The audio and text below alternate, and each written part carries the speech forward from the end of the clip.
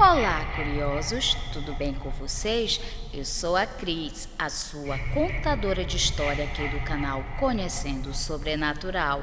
Desde já peço para você deixar seu like, se for novo por aqui, se inscreva no canal. E se você deseja mandar alguma história para a gente, lembrando que pode ser tanto fictícia como verídica, mande para o nosso e-mail conhecendo o sobrenatural@gmail.com.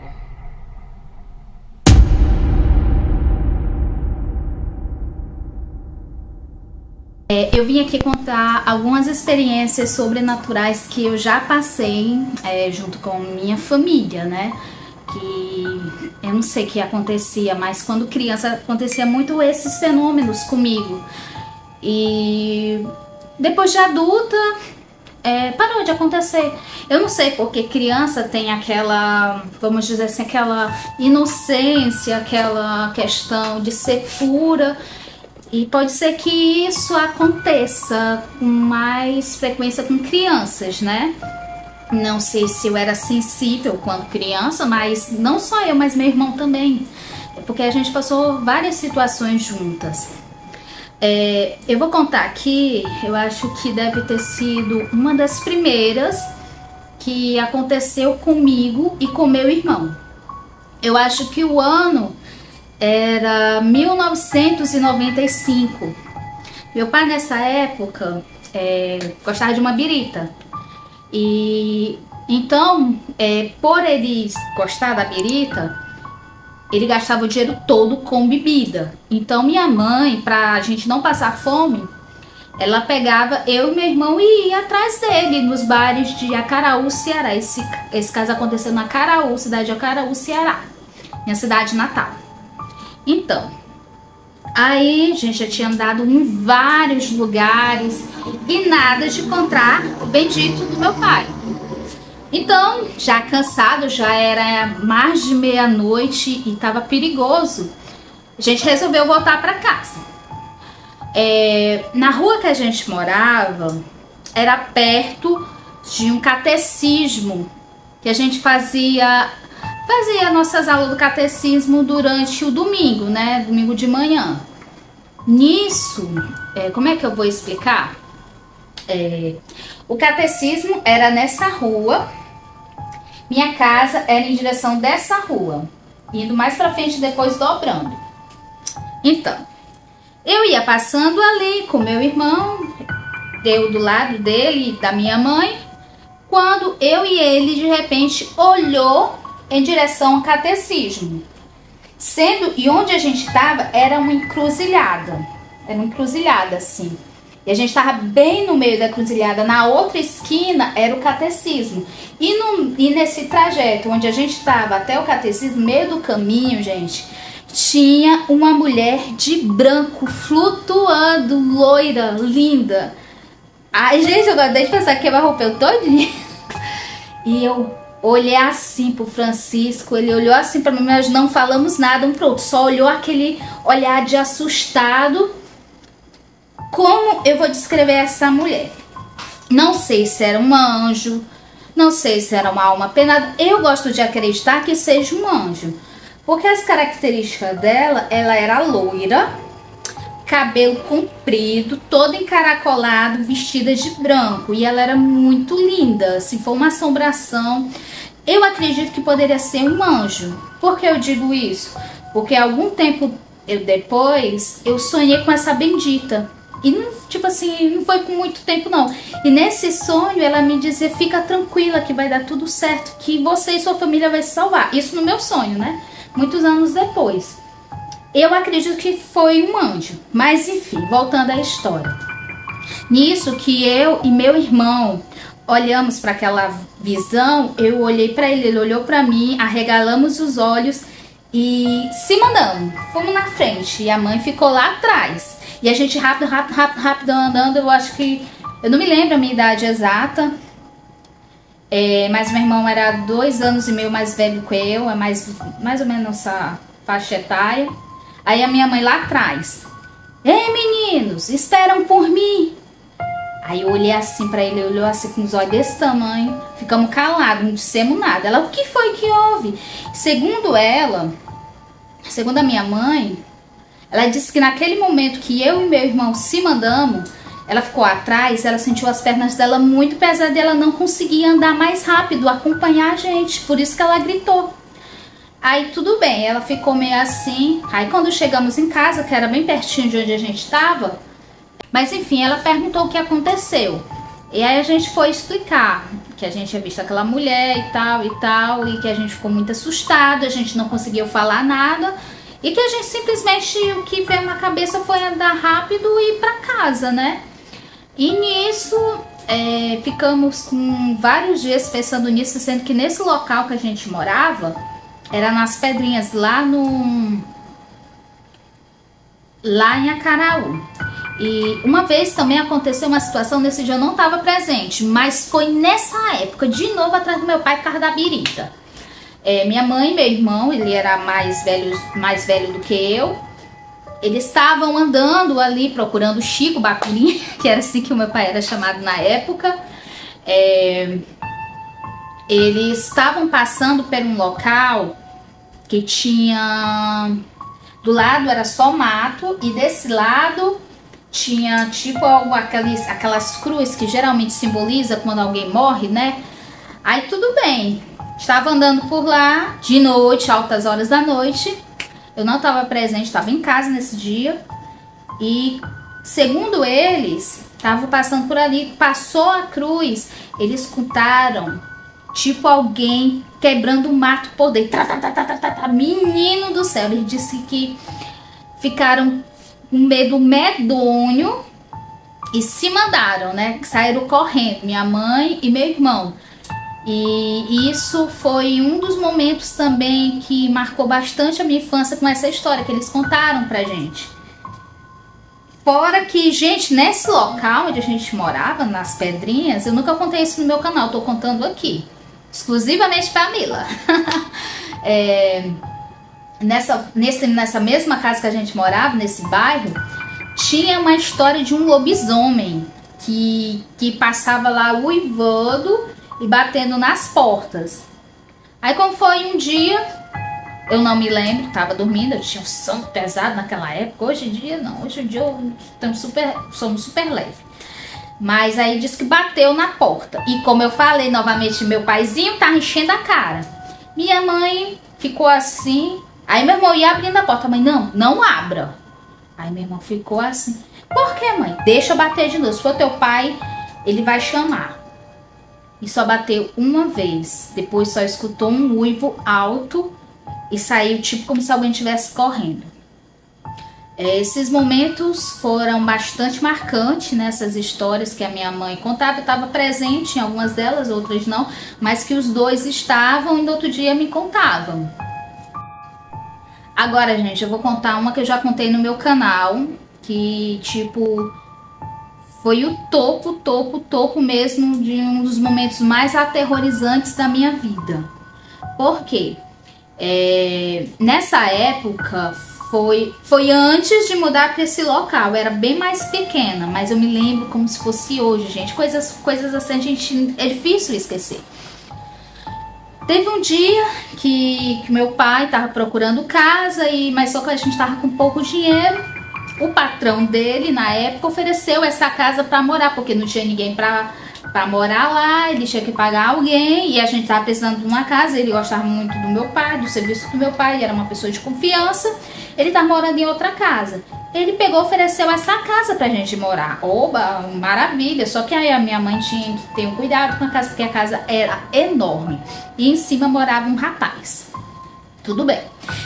Nos mudamos, todo feliz, eu fiquei super feliz porque a casa era enorme, tinha vários locais pra gente brincar, tinha tipo um barquinho, na época a gente chamava voadeira, não sei se chama assim, mas na época a gente chamava voadeira, que é aquelas mini lanchas pequenininhas de esqui, gente, eu não sei o nome, desculpa, mas era aquelas lanchinhas, né, que os pessoal brincava no rio. Aí a gente ficava lá brincando e tal. Aí começou os fenômenos só comigo e meu irmão. Minha mãe não escutava nada. Inclusive, recentemente perguntei ao meu pai esses dias, que ele estava aqui em casa. Perguntei se ele lembrava de algo. Ele disse que nunca ouviu nada. Eu digo, pai, mas o senhor lembra? Ele disse, lembro sim, mas eu nunca vi nada. Minha mãe também nunca viu nada. Essa aí é resumida somente eu e meu irmão. Tava um dia ali, na tela quente, assistindo o filme da Xuxa na sala. Me lembro, foi o Arco-Íris de Energia. Gente, quando era criança, tinha memória boa. Hoje em dia, minha memória... Aí tava lá assistindo Arco-Íris de Energia, já tarde da noite. Eu e meu irmão sentado no sofá. O sofá, aqui era o corredor, era a sala. E mais pra cá, era o quarto. Era quase de frente pro quarto. Tava lá assistindo. Meu amigo, eu não gostei de pensar, gente. Eu ia falar um palavrão aqui, mas enfim, me controlei. Passou alguém sapateando, a gente não viu, a gente só ouviu, sabe? E a gente ficou toda arrupiada na hora. Deu ordem de pensar que eu fiquei toda arrupiada.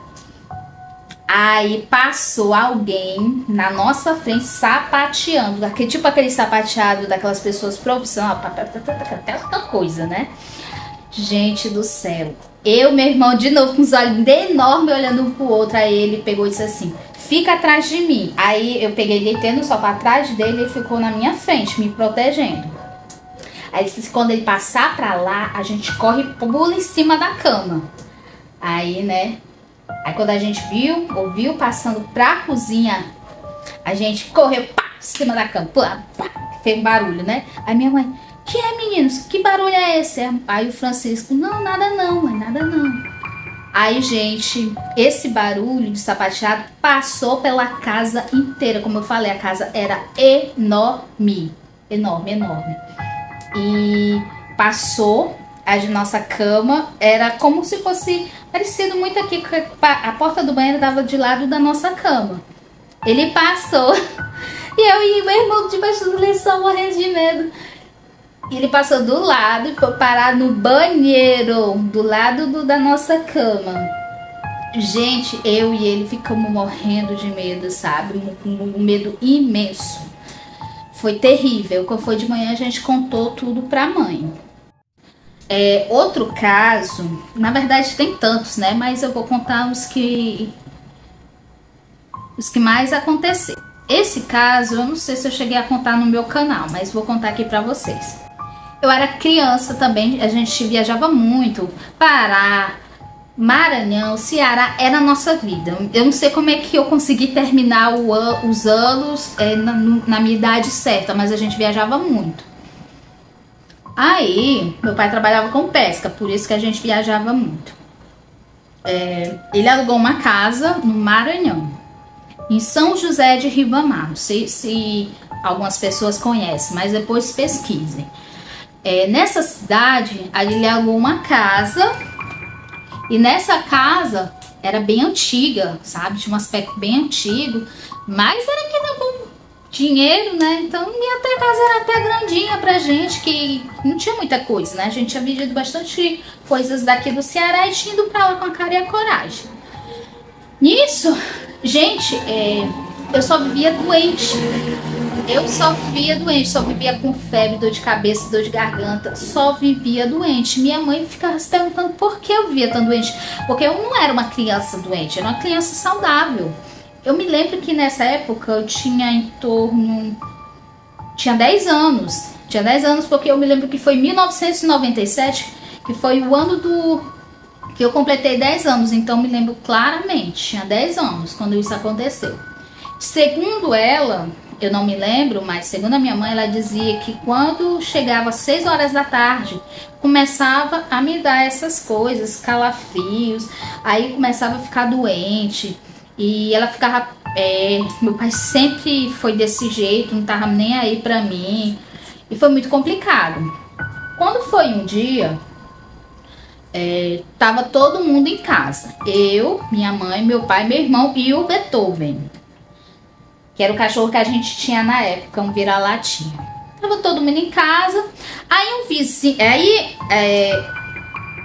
o sobrinho da dona da casa tinha a casa do lado desocupada. É como se fosse uma casa imensa, ela tivesse dividido.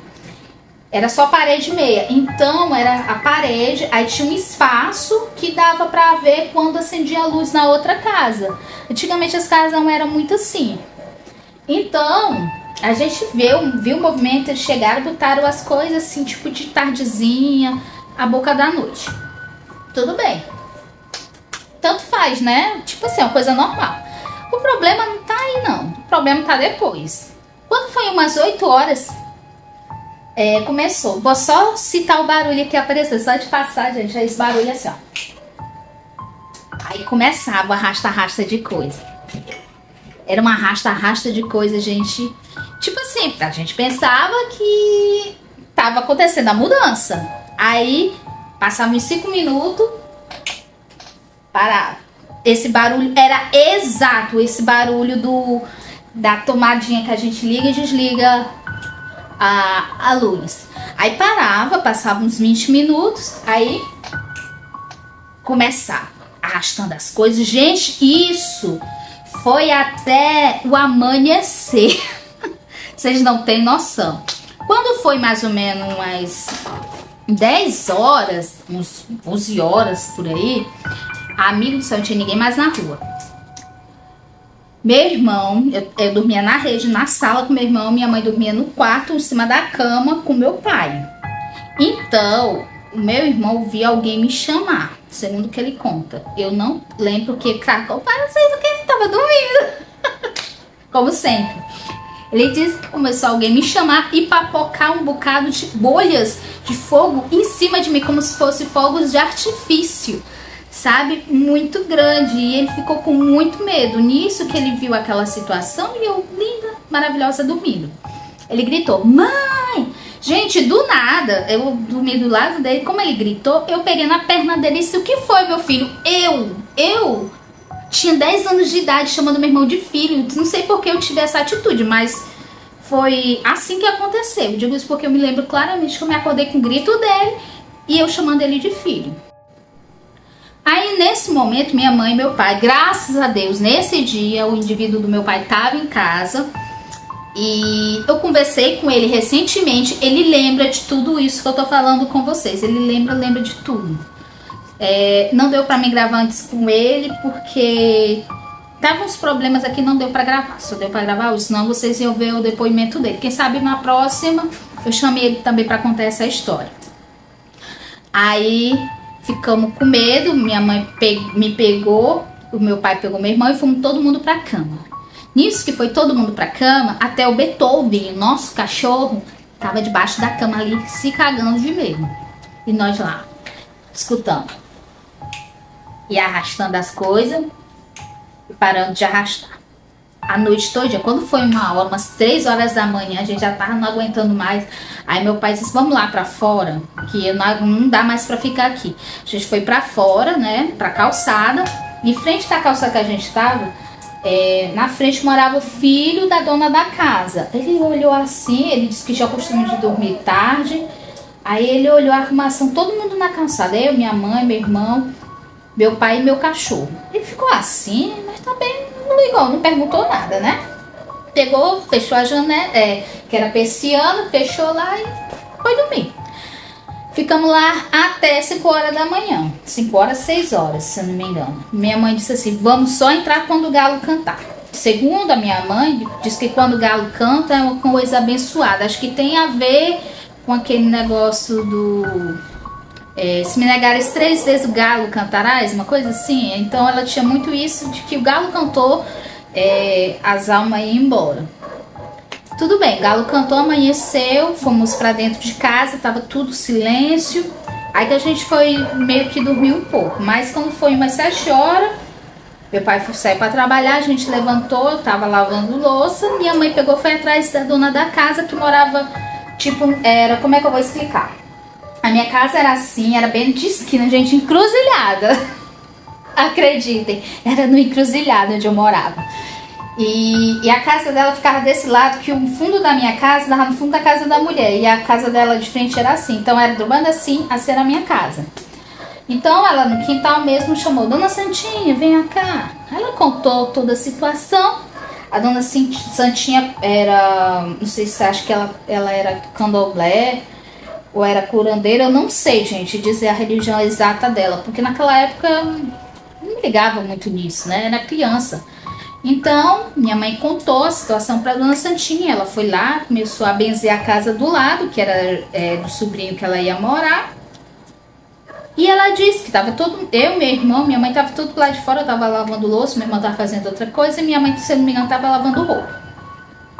Ela escutou os mesmos barulhos que a gente escutou lá na casa, lá em casa. Gente, ela veio com os olhos desse tamanho. Dona Teresa, alguém tava aqui dentro agora? Mãe, não, a gente tá tudo no quintal. Pois ele saiu daqui e foi pra aí. Gente do céu. A gente ficou morrendo de medo e a minha mãe só se aquietou quando a gente saiu dessa casa. Mas a gente ainda ficou um bom tempo lá. A gente fez inclusive amizade com um rapaz do lado. O mais incrível, gente, que era um rapaz saudável. A esposa dele era saudável, estava super bem. As filhas dele eram lindas. Eles tinham vindo de São Paulo e tinham ido embora para São José de Ribamar tentar a vida lá. Ele já tinha uma profissão que era sapateiro. Então ele foi tentar, né, conseguir o espaço dele lá em São José de Ribamar. Que a família dele, se eu não me engano, morava lá, mas a dela morava em São Paulo. Ela me mostrou várias fotos, sabe? Eu gostava de ficar vendo, ficar imaginando como seria São Paulo. E nisso era um rapaz saudável. Gente, ele começou a ter epilepsia depois que ele se mudou para essa casa. Tipo, convulsões altíssimas, que o cara ficava tremendo, ficava com o olho todo branco e começava a falar coisas que não tinham nada a ver. A esposa dele ficava super assustada. Fora das vezes também que eles começavam a brigar, sendo que eu me lembro que ela conversava com a minha mãe que eles não eram um casal que brigavam. E eles começaram a ter muito desentendimento. Aí a gente se mudou dessa casa, a gente foi rever eles muito tempo depois, mas foi um episódio bem marcante na vida da gente.